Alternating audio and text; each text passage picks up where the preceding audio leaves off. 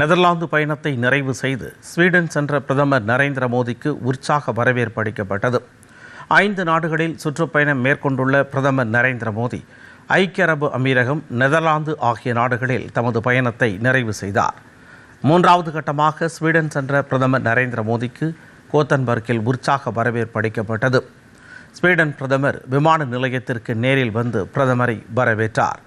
மேலும் ஏராளமான இந்திய வம்சாவளியினரும் கூடி பிரதமர் நரேந்திர மோடியை வரவேற்றனர்.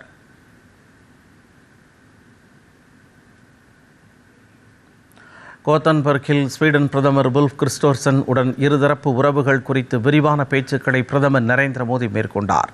பாதுகாப்பு ஒத்துழைப்பில் இருதரப்பு உறவுகளை மேலும் அதிகரிக்க இரு தலைவர்களும் ஒப்புக்கொண்டது முக்கிய மைல்கல்லாக கருதப்படுகிறது.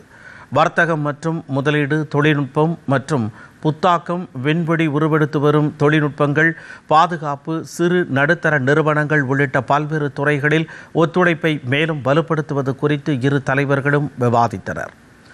இந்திய ஐரோப்பிய யூனியன் இடையிலான தடையற்ற வர்த்தக ஒப்பந்தத்தின் அடிப்படையில் புதிய வாய்ப்புகளை கண்டறிய இரு தலைவர்களும் ஒப்புக்கொண்டனர்.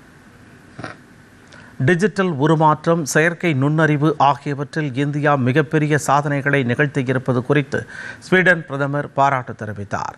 ஸ்வீடனில் இந்திய சமுதாயத்தினரின் ஆக்கப்பூர்வமான பங்களிப்பை அவர் வரவேற்றார்.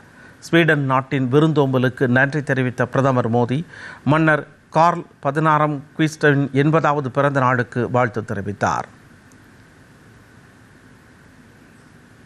பிரதமர் நரேந்திர மோடியை கௌரவிக்கும் வகையில் ஸ்வீடன் நாட்டின் மிக உயரிய விருதான royal order of the polar star degree commander grand cross எனும் விருது வழங்கி கௌரவிக்கப்பட்டது.